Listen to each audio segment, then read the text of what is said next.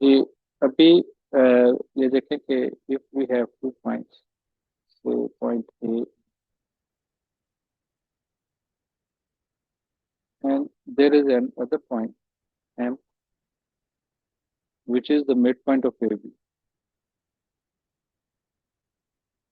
midpoint of AB, and we want to find out the position vector of M.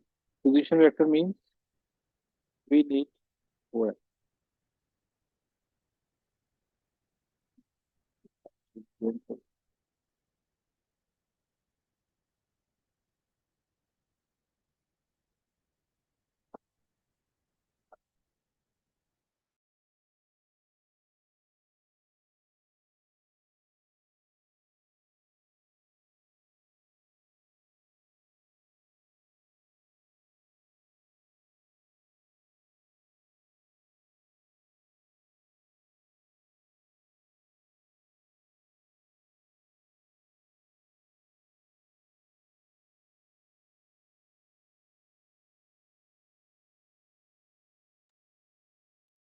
अच्छा, अब ये point A दिया हुआ है और पॉइंट बी। पोजीशन वेक्टर का मतलब है ओएम का। तो अगर फर्स्ट करें कि सपोज ये आपके पास ओ दिया हो,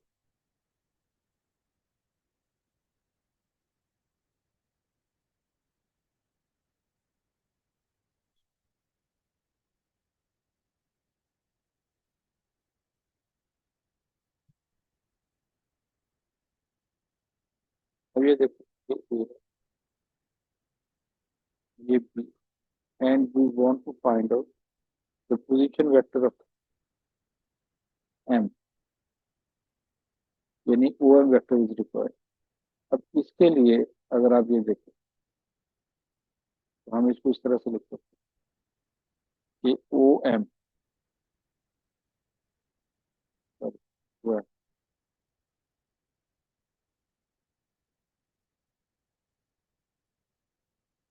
एम जो है वो हमें पता है ओ ए प्लस।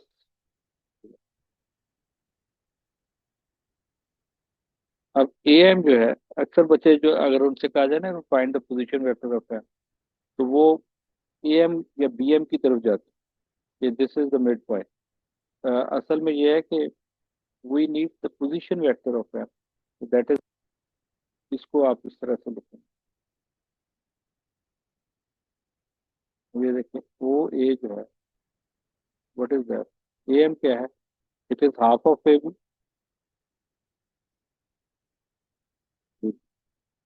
अब आप ये देखें कि ए बी जो है, इसको आपने, आपको आइडिया है कि ए बी किस इक्वल है। A B is O A plus one over two. अब ए बी को आप लिख सकते हैं ओ बी माइनस ओ ए। ये भी हम, ए बी अगर position vector of A and B are available, तो ए बी जो है वो ओ बी माइनस ओ ए हो जाएगा। अब इसको एक्सपेंड कर, O A plus one over two O B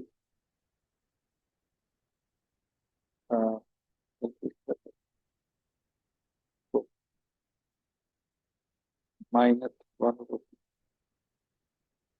and that is equal to one over two O A plus one O B.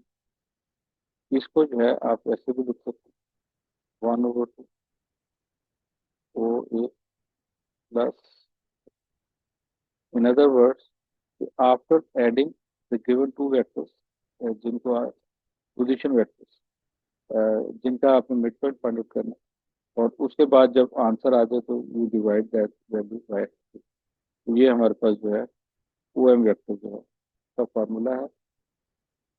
Mid point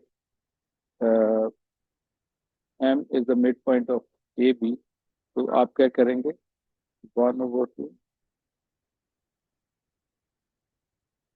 two plus, यानी A और B को add करके two कर दिया, we can get the mid point of A. अच्छा, अब हमारा जो है ना वो कंप्लीट हो गया। जो पहले कभी P1 में हुआ करता था, अभी P3 का एक पार्ट है, जो कल भी हम डिस्कस कर रहे थे। उसमें एक चीज बस रह गई थी हमारी, जो पोजिशन वेक्टर पर, वो हमने निकाल दिया। अब देखें कि अगर सपोज वेक्टर P जो है वो दिया हुआ 3i-4j plus, and we have another P I plus 6j plus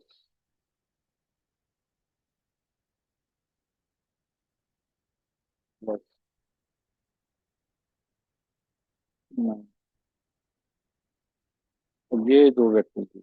अब आपको याद है कि हम इन दोनों वेक्टर्स को कॉलम वेक्टर फॉर्म में भी लिख सकते हैं। तो बेहतर यही है कि आप पहले कॉलम वेक्टर फॉर्म में लिख के फिर उसको ट्रीट करें। वो शायद ज़्यादा बेहतर है, वो लंबा चौड़ा नहीं लिखा सकता। तो 3-4 ये, और वेक्टर टू अगर आपने ले, वेक्टर टू 1, 6 और 9। याद रखें इनके साथ आई जे को नहीं लगानी जब आप कॉलम वेक्टर।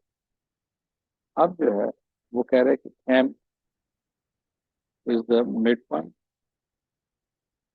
Of P. ये पी क्यू वेक्टर भी हो सकता है, और सिंपल इस तरह पी क्यू भी लिखा हो। ये आप सर्च करें पी क्यू का मिड। अब ओ एम जो है वो हमने फाइंड किया। अब आप क्या करेंगे, ओ एम जो है that is equal to 1/2 O P plus 1/2। एक तो ये है कि आप इनका हाफ एक इनको ऐड करें, या फिर ये है कि आप इसमें 1/2 O P. O P is basically plus, अब इधर आ जाएगा 1/2,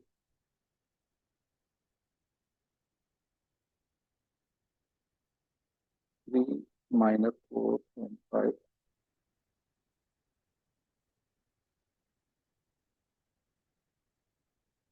plus 1, 6 and 9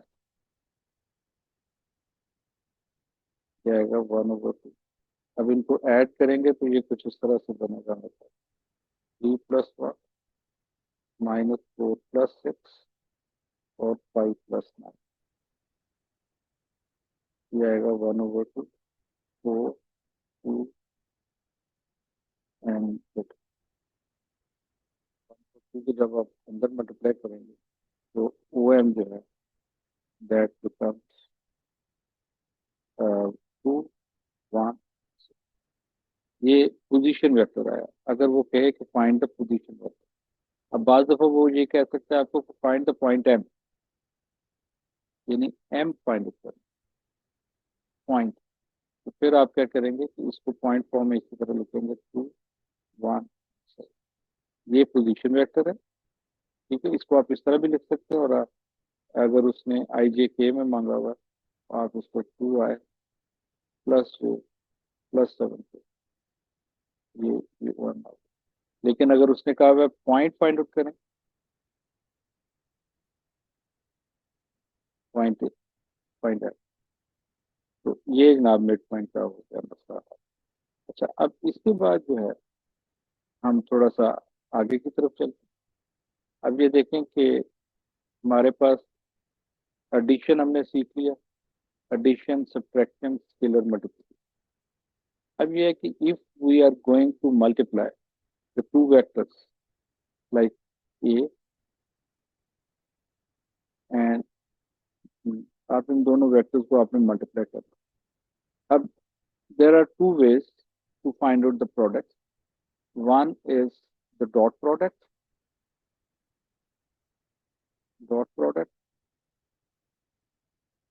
and other is known as cross product। Cross product, अब क्रॉस प्रोडक्ट इसलिए, डॉट प्रोडक्ट इस जगह पे डॉट डाल, ठीक है। और क्रॉस प्रोडक्ट जो है इसको डिस्टिंग्विश किया हुआ है हमने इन दोनों प्रोडक्ट्स को with dot product and cross product. अब ये जो डॉट प्रोडक्ट है it is also known as the scalar product. Scalar product, why it is scalar? Because after the product, after operation applying, we get a constant value, a scalar value। अच्छा, जो cross product है it is also known as a vector product। Vector product, why it is vector? Because after the multiplication, जो भी ये operation जब apply करते हैं cross operation, तो हमारे पास जो आंसर आता है वो एक वेक्टर फॉर्म में आता है। अब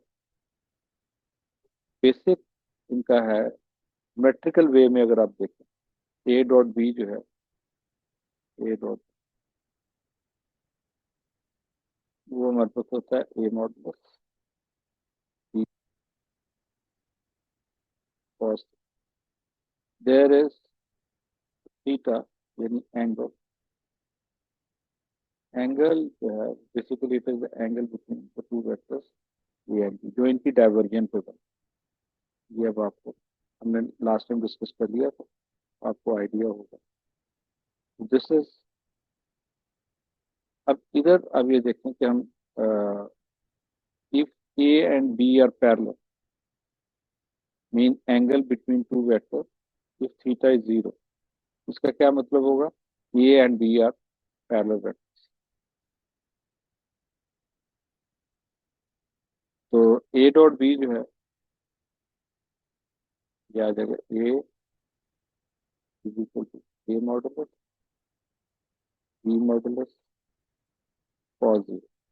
cos 0 is 1, so when they are parallel, the angle between them is 0। तो सर इनका जो ये थीटा जीरो के इक्वल कैसे होगा सर? अगर फर्ज करें कि ये ये वेक्टर ए दिया हुआ है and we have another suppose ये वेक्टर बी है, तो इस तरह से दो वेक्टर, तो इनके दरमियान में जो एंगल बनेगा वो जीरो नहीं बनेगा। अगर फर्ज करें, आप जैसे फर्ज करें ये बी है, थीटा रिड्यूस हो रहा है कि नहीं हो रहा? अब इसको और कम कर दें तो एक स्टेज आएगी जब ए और बी कॉन्साइड करेंगे, ये टाइम के ऊपर आ जाए, तो इनके दरमियान में जो एंगल है वो जीरो बन जाएगा। सर जी। सर ये पैरेलल कैसे है? अ, यार बात सुनो, मुझे एक बात, ये वेक्टर ए दिया and we have another vector, suppose इनके दरमियान में जो एंगल है वो 30 डिग्री, इज इट? ये बात समझ आ गई आपको? जी। अब मैं ये कर रहा हूँ कि अगर ये बी को मैं खींच के नीचे ले आऊँ, तो अब इनके दरमियान में एंगल क्या बने? फोर्स रिड्यूस हो जाएगा से 20 डिग्री। मैं इसको और नीचे ले आऊँ, अब इनके दरमियान में 10 डिग्री। अगर मैं इस बी को इसके ऊपर ले आता हूँ, ए के ऊपर ले आऊँ, तो what's the angle between that? Ten. यार उसके ऊपर पहले तो चले फर्ज करो ये 10 हो गया। अब मैं इस लाइन को बिल्कुल इस लाइन के ऊपर ले आता हूँ। ये बिल्कुल ऐसे ही समझ लें कि आपके पास कंपस है जैसे, या वो जो सेट स्क्वायर होता है, ठीक है, उसको जब आप मिला दें, दोनों टिप्स को मिला दें, तो what's the angle between that? Zero हो जाएगा। जीरो हो जाएगा। तो ये बिल्कुल वही सिचुएशन है कि वेक्टर ए और बी जो है ये एक दूसरी लाइन के ऊपर आ रहे हैं, इसलिए इनके दरम्यान में जो एंगल है वो जीरो हो। और जब अ, ये देखें, और वैसे भी अगर सपोज ये वेक्टर ए दिया हुआ and we have another vector B, तो अब भी इनके दरम्यान में क्योंकि ये पैरेलल है, therefore angle between them is zero. क्योंकि इन दोनों का अगर रिजल्टेंट निकालेंगे, इनका रिजल्टेंट ऐसे ही बनेगा ना, हेड टू टेल रूल से, अगर आप देखें ये भी है। ये दोनों वेक्टर जो है ये पैरेलल वेक्टर होंगे, यानी they lie on a same line और they are parallel, they have ठीक द। है। अच्छा, ये एंगल जीरो आ गया। अब सिचुएशन एक और भी हो सकती है। अगर फर्स्ट करें, ये वेक्टर ए दिया हुआ है and we have another vector B, या इसी सिचुएशन को ले लें, तो अगर ये बिल्कुल इस जगह पे आ, यानी ये वेक्टर ए आ जाए and we have another vector B, ये बी है, ये है। अब बताएं इनके दरम्यान में एंगल कितना बनेगा? 180। 180। तो पैरेलल होने की सूरत में या तो जीरो होगा या फिर 180 डिग्री होगा। जीरो है तो cos zero is one, A dot B जो है that is equal to A modulus B modulus and one.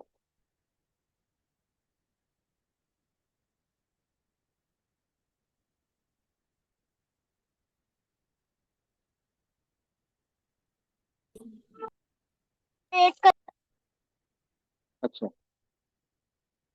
अब ये देखें कि अगर हम इस तरह से करते हैं कि एंगल बिटवीन देम इज 180, अब क्या हो जाएगा?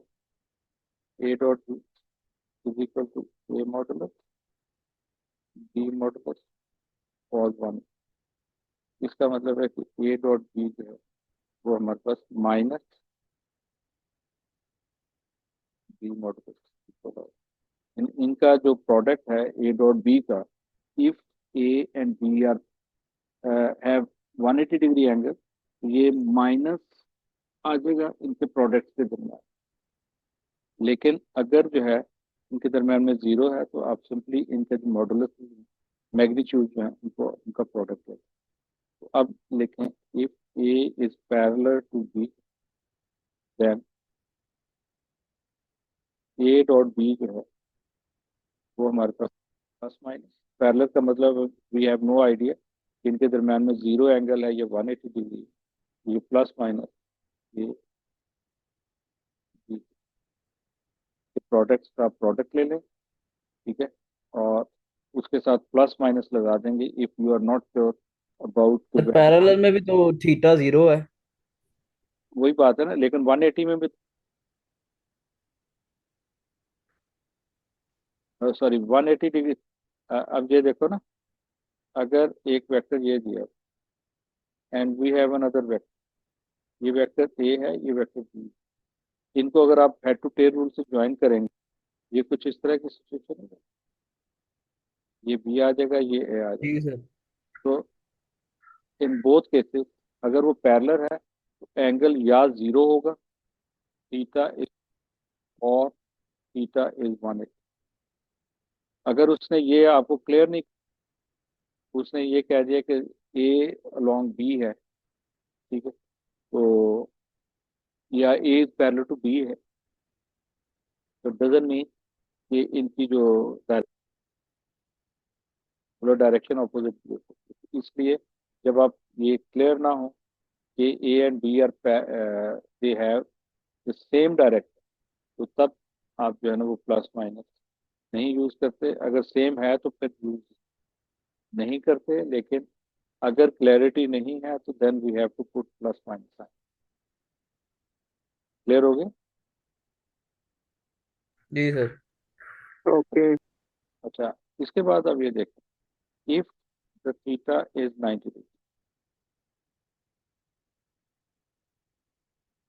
अब क्या आ जाएगा?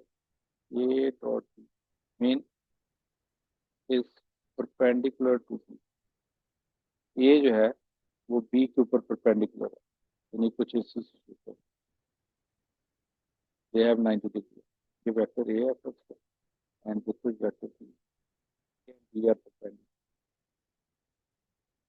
इन दिस सिचुएशन क्या आएगा? A modulus B modulus cos 90।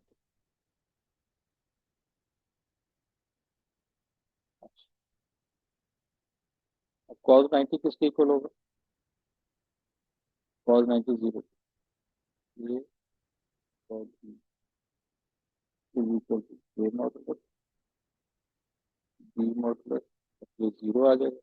तो जीरो आएगा तो everything is zero, A dot B जो है that is equal to zero. तो अब ये बात आपने याद रखनी कि whenever we say given two vectors are perpendicular, या हम चेक करना चाह रहे हो कि whether the given two vectors are perpendicular और not, we take their dot product, and if the dot product is zero, then we can say the given two vectors are perpendicular. ये in case of dot product.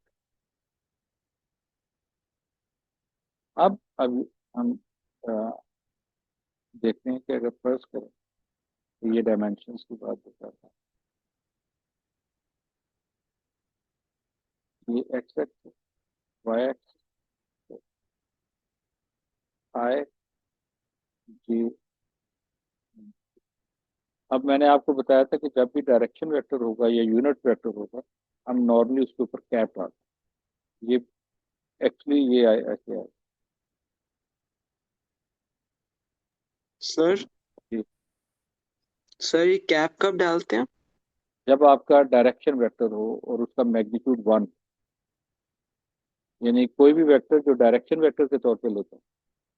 अब ये सिर्फ direction show कर रहा है, इन other words, यानी अगर to आई लिखा हुआ है तो टू आई का मतलब क्या है कि two unit along X axis. I जो है वो एक्स एक्सिस को रिप्रेजेंट करेगा।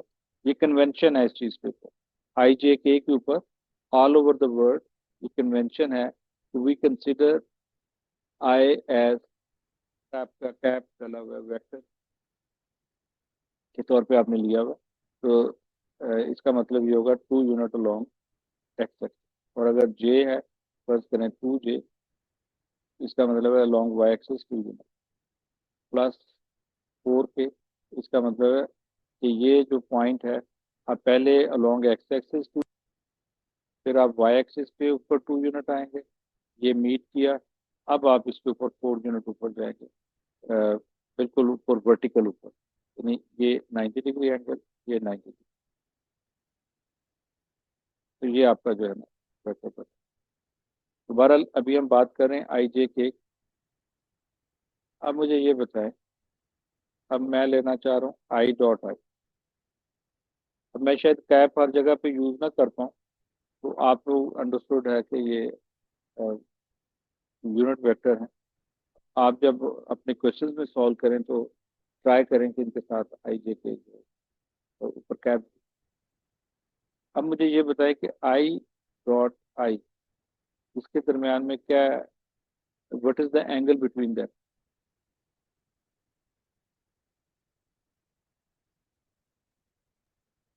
सर आई के दरमियान हाँ, आई के साथ क्या क्या एंगल होगा? 180, यार 180 क्यों होगा? क्योंकि आई एक्स ये एक्सिस है। हाँ, तो दूसरा भी एक्स एक्सिस के ऊपर ही है। ये देखो, एक वेक्टर आई है, दूसरा वेक्टर भी आई है। ये देखो, दूसरा वेक्टर भी आई है। आई और आई के दरमियान में क्या एंगल बने? 90 होगा फिर। अच्छा, 90, तो आई और जीरो जे के दरमियान में 90 डिग्री बने। देखो, तो जीरो ये नहीं होगा। जीरो हो गया। आई डॉट आई के दरमियान में जो एंगल है थीटा जो है वो जीरो हो। अब हम लेते हैं I modulus. I modulus cos zero. अब कॉस जीरो किसके इक्वल होता है? वन के। I modulus is one, I modulus is one. I dot I, जिसको बाज दफा आप आई स्क्वायर भी कहते हैं, लेकिन आई डॉट आई बहरहाल आपको मेरे ख्याल ये आ जाएगा वन टू वन। बस the answer of I dot I that is equal to. अब इधर से हम डिड्यूस करते हैं डॉट आई, जेड बना लेते हैं, sorry, I dot i, j dot J, के डॉट के, ऑल आर इक्वल, ऑलवेज और इक्वल। अब मुझे ये बताएं कि आई डॉट जे, और ये याद रखें कि ए डॉट बी, क्योंकि ये स्केलर क्वांटिटी है, एक कांस्टेंट आंसर आएगा। I dot A dot B जो है और B dot A, it is always या तो आप ये कह लें कि कम्यूटेटिव प्रॉपर्टी जो है वो इस पे होल्ड करती है कि आप ए डॉट बी ले लें या बी डॉट ए ले लें, you always get the same answer. पर अब मुझे ये बताएं कि आई डॉट जे क्या है, इनके सर दरमियान 90 डिग्री 90 होगा डिग्री ना। है। बिल्कुल ठीक है। I modulus J modulus cos 9, I dot J जो है वो हमारे पास आ गया 0। अब इधर से हम फर्दर एक रिजल्ट, और वो ये है i dot j, j dot i, i dot k dot i, j dot k dot j, all are equal to, यानी other than i j and k and rest of all the products are equal to 0। तो ये हम एक और result जो है वो हमने डिड्यूस कर लिया कि i dot j, j dot i dot k and i dot k and j dot k and k dot j all are equal to 0।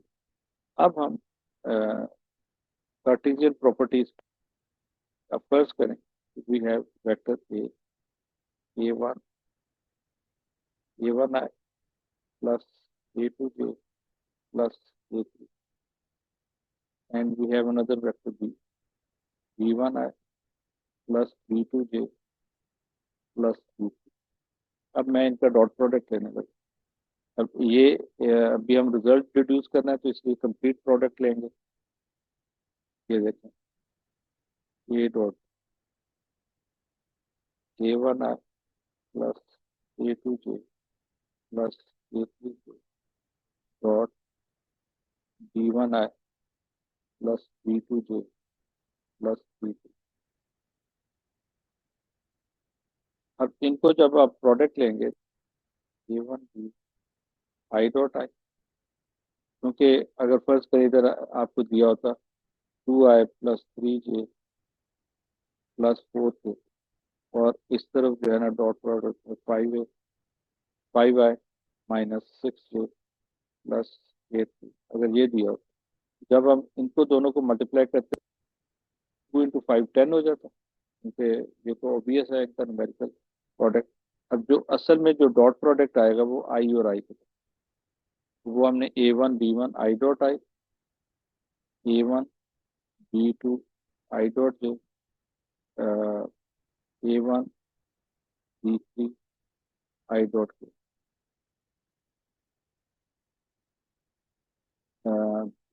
a2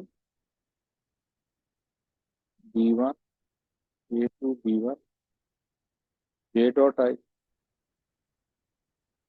a2 b2 J dot J, a2 b3 J dot. अब इसको जब multiply करेंगे तो ये क्या आ जाएगा, plus a3 b1 a3 b2 के डॉट जे और a3 b3 जे डॉट। अब आप नोट करें कि ये जो आई डॉट आई है और जे डॉट जे है और के डॉट के, only these are equal to 1 and rest of all the products are equal to 0। तो a डॉट बी जो हमारे पास बनेगा क्या बनेगा, a1 b1 plus a2 b2 plus a3। तो this is the product of the given two vectors. ये आ जाएगा a dot B,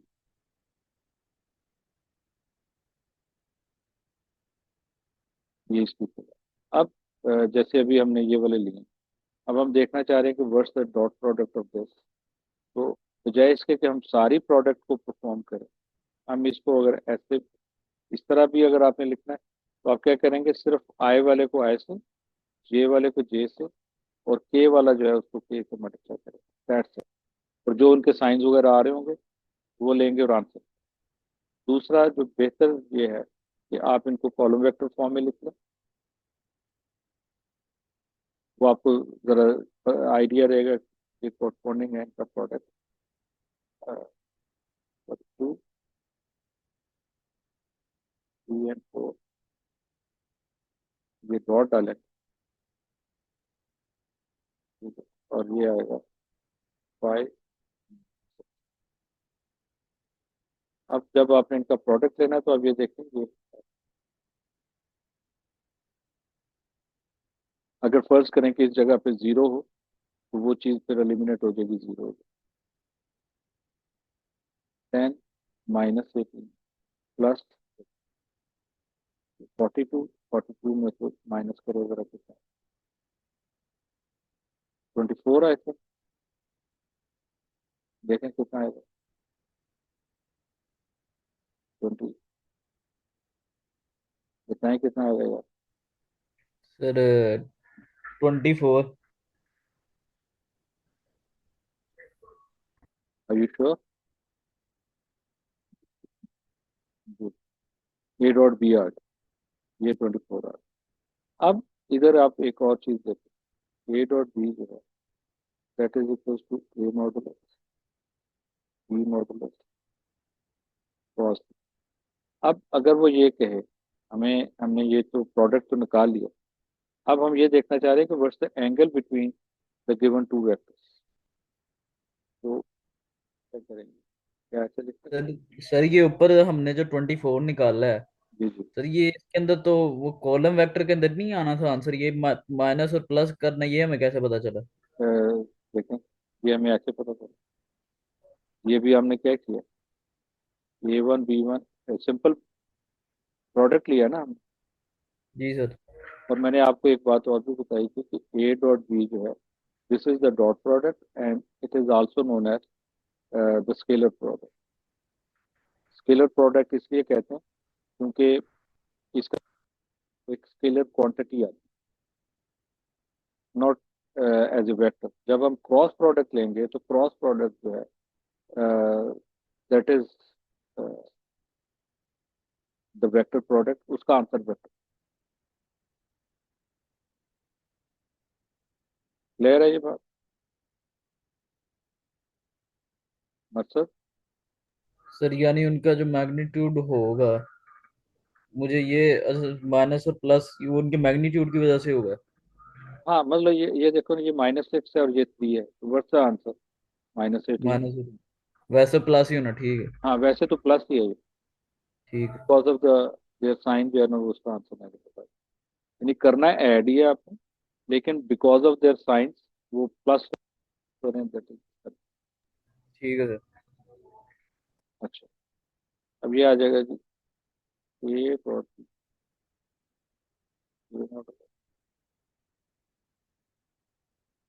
this is the form if we are going to find out the angle between the.